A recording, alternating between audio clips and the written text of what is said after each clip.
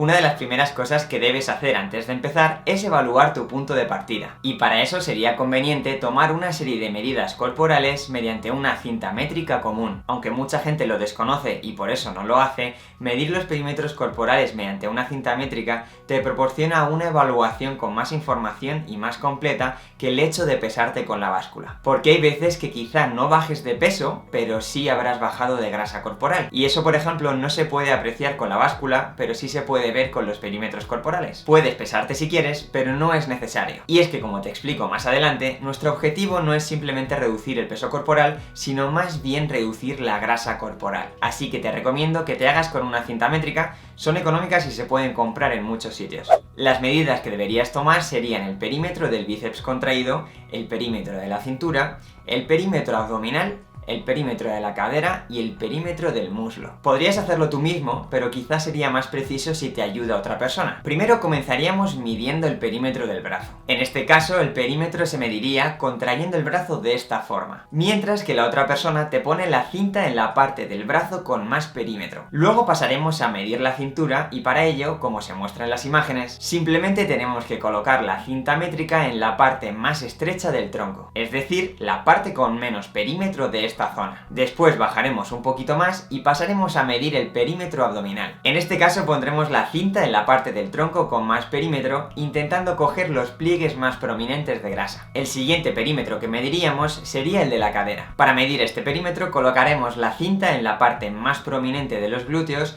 y nos aseguraremos de que la cinta está paralela al suelo. Por último realizaremos el perímetro del muslo y para ello colocaremos la cinta a 1 centímetro por debajo del pliegue del glúteo, como si quisiésemos dejar un dedo de espacio entre el glúteo y la cinta métrica. Con todo esto ya tendremos las medidas iniciales de los perímetros corporales. Recuerda que no hace falta que te midas constantemente, solo con una vez al mes sería suficiente. Medir los perímetros con la cinta métrica te dará una serie de datos interesantes, como por ejemplo de dónde estás perdiendo más grasa. Así que no te olvides de este paso y evalúa cuál es tu punto de partida.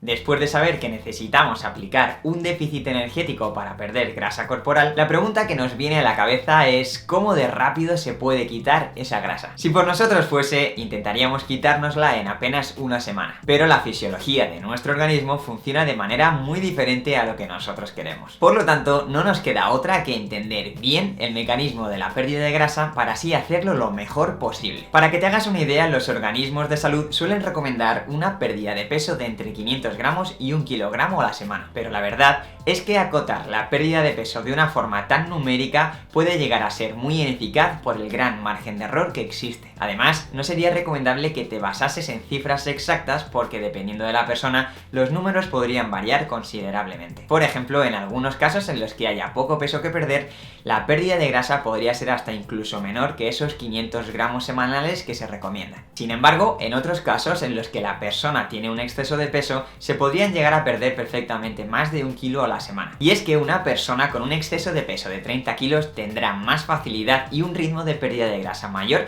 que el de una persona que simplemente tiene que perder 3 kilos. Así que esto es simplemente para que te hagas una idea a grandes rasgos. Por esto, más que pensar en perder peso, el objetivo debería ser reducir la grasa corporal. En concreto, reducir el perímetro abdominal para que se puedan marcar los abdominales. Además, es muy importante que sepas que la pérdida de grasa no es la misma durante todo el proceso. Cuando empezamos, el ritmo de la pérdida de grasa es mayor, pero este ritmo va disminuyendo conforme vamos perdiendo grasa corporal. Así que no te preocupes cuando veas que estás perdiendo menos grasa corporal. Esto es completamente normal y nos ocurre a todos, no es porque estés haciendo las cosas mal. El motivo principal por el que pasa esto es que al bajar de peso nuestro cuerpo empieza a gastar menos calorías diariamente, porque resulta que al perder peso estamos disminuyendo tejido corporal que consume calorías. Piensa que si perdiésemos peso siempre a la misma velocidad, llegaría a un punto en el que el cuerpo se comería a sí mismo y se desintegraría. Por eso el organismo busca alguna forma de disminuir el gasto energético para ralentizar esa pérdida corporal y de alguna forma mantener el equilibrio y sobrevivir. Así que no desesperes cuando veas que el ritmo de la pérdida de grasa es menor y piensa que es un hecho fisiológico que nos pasa a todos. Por lo tanto, mi consejo es que simplemente consigas ese déficit energético diario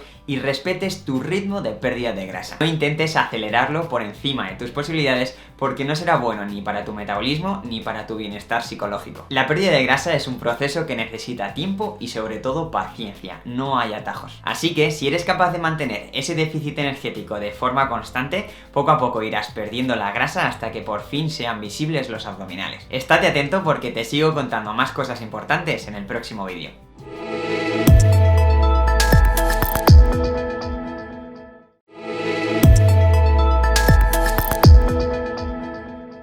En este vídeo quiero explicarte algo que es fundamental en la pérdida de grasa, y es cómo se distribuye la grasa por el cuerpo y sobre todo el orden de cómo se quema esa grasa. Hay gente que piensa que la grasa simplemente está ahí como un peso extra y que no tiene ninguna función, pero en realidad se ha podido comprobar que la grasa influye en numerosos procesos metabólicos y hormonales. Además, sabemos que existen varios tipos de grasa y que se almacenan en el cuerpo de forma diferente. Por un lado, tenemos un tipo de grasa que se almacena alrededor de los órganos y que conocemos como grasa visceral. Este tipo de grasa es la más problemática para la salud, ya que su exceso se ha vinculado con un alto riesgo de padecer enfermedades. Por otro lado, también tenemos un tipo de grasa que se almacena dentro de los músculos, la grasa intramuscular. Se utiliza a diario para proporcionar energía cuando nos movemos y cuando hacemos ejercicio. Y obviamente, como no, tenemos la grasa subcutánea, que es la que tanto influye en nuestra estética corporal. Se almacena debajo de nuestra piel y representa el mayor porcentaje de grasa de nuestro cuerpo. Seguro que te preguntarás por qué tienes más grasa subcutánea en unas partes del cuerpo que en otras. Y es porque esta grasa se distribuye por el cuerpo dependiendo principalmente de tu genética y sexo. Los hombres solemos acumular más grasa en la zona del tronco, asemejando el cuerpo a la forma de una manzana,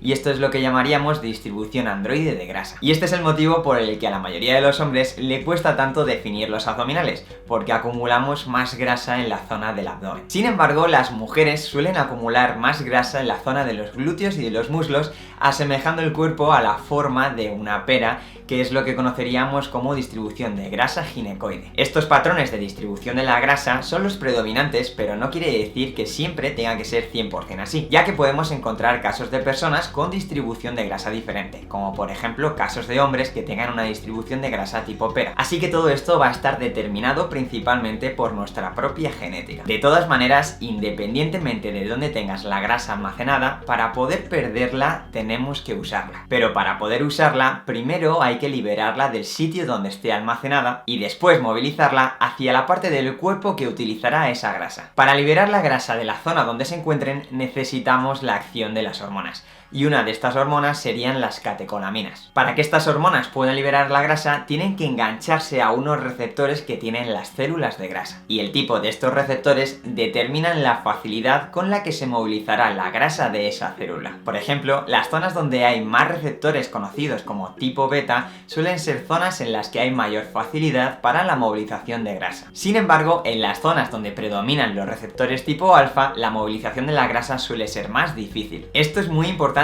para entender de dónde saca el cuerpo la grasa primero. Y es que primero el cuerpo utilizará la grasa de aquellas zonas donde sea más accesible y más fácil movilizarla, que suele ser en las zonas con receptores tipo beta. Y por el contrario, el último sitio del que se irá la grasa será en aquellos lugares donde haya menos receptores tipo beta y más receptores tipo alfa. Por lo tanto, la zona más resistente en el caso de las mujeres sería la zona glúteo-femoral, y en el caso de los hombres, donde la grasa se iría por último lugar, sería normalmente en la zona del abdomen. Además del tipo de receptores, estas zonas también suelen tener peor riego sanguíneo, dificultando más aún el acceso de las hormonas y la movilización de la grasa. Así que podemos concluir que estas zonas son las primeras donde se almacena la grasa cuando tenemos exceso y las últimas zonas donde se elimina la grasa cuando estamos adelgazando. De todas maneras, no te alarmes porque la pérdida de grasa suele ser proporcional. Esto quiere decir que en la mayoría de los casos, aunque se pierda más grasa de unas zonas que otras, se suele ir perdiendo grasa de todas las partes del cuerpo. Vamos, que aunque pierdas más grasa de una parte del cuerpo, como por ejemplo del brazo,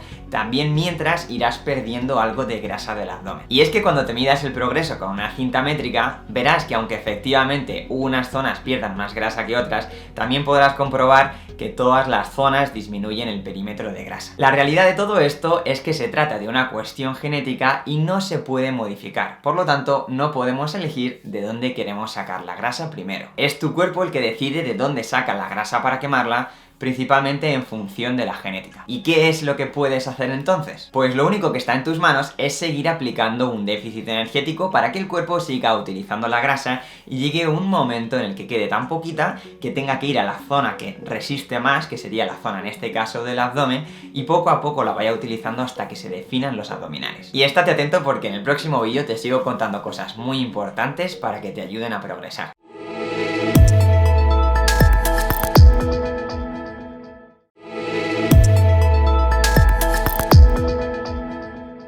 Una vez que ya sabes cómo se distribuye la grasa en el cuerpo, debes entender cómo se utiliza esa grasa en el organismo. Y una de las funciones principales de la grasa es utilizarse para proporcionar energía. El formato en el que el cuerpo procesa la energía es a través de unas moléculas conocidas como ATP. Estas moléculas son energía pura y se pueden obtener de diversas fuentes, como por ejemplo de las grasas y de los hidratos de carbono. Los hidratos de carbono pueden estar en forma de glucosa en la sangre y en forma de glucógeno en el hígado y dentro de los músculos. De igual manera, el cuerpo también puede obtener las moléculas de energía de ATP de las grasas que tenemos almacenadas alrededor de los órganos, dentro de los músculos, y la que especialmente nos interesa por esos motivos estéticos, de la grasa subcutánea que está debajo de la piel. ¿Y cómo ocurriría este proceso de utilizar la grasa? Para que el cuerpo pueda quemar una molécula de grasa, el primer paso es que el cuerpo necesite energía para hacer algo, porque si el cuerpo está inactivo y no tiene demanda de energía, obviamente no ocurrirá nada. Así que imagínate que estamos andando y nuestras piernas necesitan energía para poder moverse. Lo primero que ocurriría es que las células de la pierna mandarían una señal para que el cuerpo se enterase de que las piernas necesitan energía. Una vez que el cuerpo recibe esa señal de necesidad de energía, hay que ir a buscarla. Y esto se hace a través de hormonas que viajarán por la sangre y liberarán la grasa que las piernas necesitan. Mucha gente pensaría que esta grasa sale de la capa de grasa que hay directamente encima de los músculos de la pierna. O por ejemplo, que cuando hacemos un ejercicio de brazos, la energía viene directamente de la capa de grasa que hay encima. Pero si recuerdas lo que hemos hablado, esta grasa en realidad puede venir de cualquier parte del cuerpo.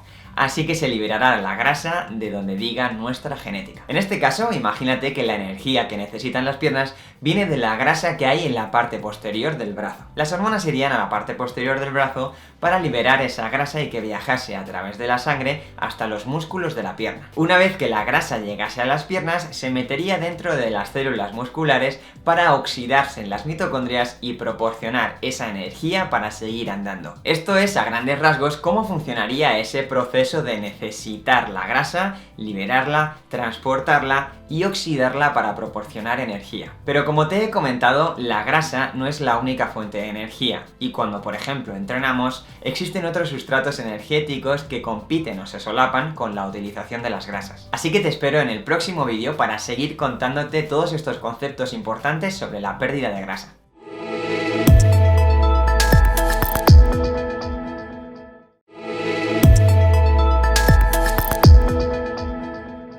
En vídeos anteriores ya has visto cómo se utiliza la grasa de forma normal. ¿Pero qué ocurre con la grasa durante el ejercicio? Hay gente que piensa que cuando hacemos ejercicio o solo se usan hidratos de carbono o solo se usan las grasas. Pero en realidad, en la mayoría de los casos, se suelen usar ambas fuentes a la vez. Nada más que en algunos casos un poquito más los hidratos y en otros un poquito más las grasas. ¿Pero cómo decide el cuerpo si quiere usar más hidratos de carbono o más grasas? Pues todo depende principalmente de la intensidad del entrenamiento. Cuanto más intenso sea el ejercicio, más se usarán los hidratos de carbono y menos se usarán las grasas. Y cuanto más suave o menos intenso sea el ejercicio, más se usarán las grasas y menos se utilizarán los hidratos de carbono. ¿Pero esto por qué ocurre así? Pues principalmente por la estructura y por el tamaño de estas moléculas. Y es que una molécula de hidratos de carbono, como por ejemplo podría ser la glucosa, es mucho más corta que una molécula de ácido graso. Por lo tanto, al ser una molécula más corta, se puede utilizar más rápido. Pero de la misma manera, también al ser más corta y tener menos tamaño, aporta menos energía. Mientras que un ácido graso, al ser una molécula más grande, podría generar hasta más del triple de energía que una molécula de hidrato de carbono. Pero también al ser más grande, supone que el ácido graso tarde mucho más en procesarse. Por eso, cuando el cuerpo hace ejercicio intenso, necesita energía mucho más rápido y tira más de hidratos de carbono. Pero cuando el cuerpo hace ejercicio más suave, no tiene tanta prisa para conseguir la energía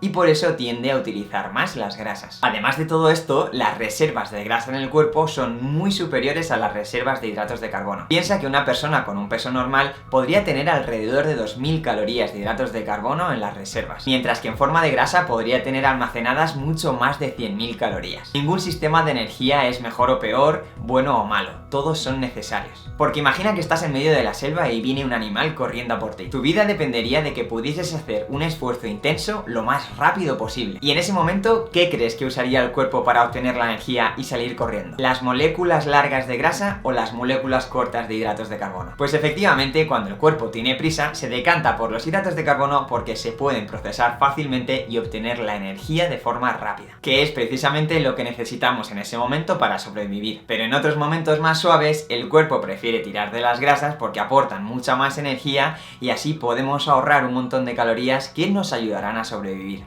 Así que cada sistema de energía tiene sus ventajas y sus desventajas, y por eso usamos el que mejor nos viene en cada momento. Con este ejemplo te quedará todo mucho más claro. Imagina que estás en casa y tienes que ir a la estación a coger un tren, así que sales a la calle y te pones a andar tranquilamente. Cuando estás andando a un ritmo tranquilo, el cuerpo no tiene prisa en obtener la energía. Por eso, durante actividades así de suaves, el cuerpo prefiere obtener la energía mayoritariamente de las grasas y solo un poquito de hidratos de carbono. Tú ahora sigues andando por la calle tranquilamente hacia la estación de tren, pero miras el billete y te das cuenta de que te has confundido, de que en realidad el tren sale un poquito antes. Así que para no llegar tarde te pones a trotar un poquito, es decir, a correr suavemente para no llegar tarde y poder coger el tren. Así que en este caso el cuerpo necesita la energía un poquito más rápido y por eso utilizará un poco menos las grasas y un poco más los hidratos de carbono. Imagínate que alrededor de un 50% cada uno. De todas maneras, estás un rato corriendo suave y te das cuenta de que no te va a dar tiempo a llegar y por eso tienes que ir más rápido todavía. Así que te pones a correr ya a un ritmo moderado alto y en este caso el cuerpo necesita la energía más rápido todavía. Y lo que pasa en el cuerpo durante actividades de esta intensidad es que utiliza principalmente los hidratos de carbono y muy poquito las grasas. Ya llevas un rato corriendo a buen ritmo y estás llegando a la estación,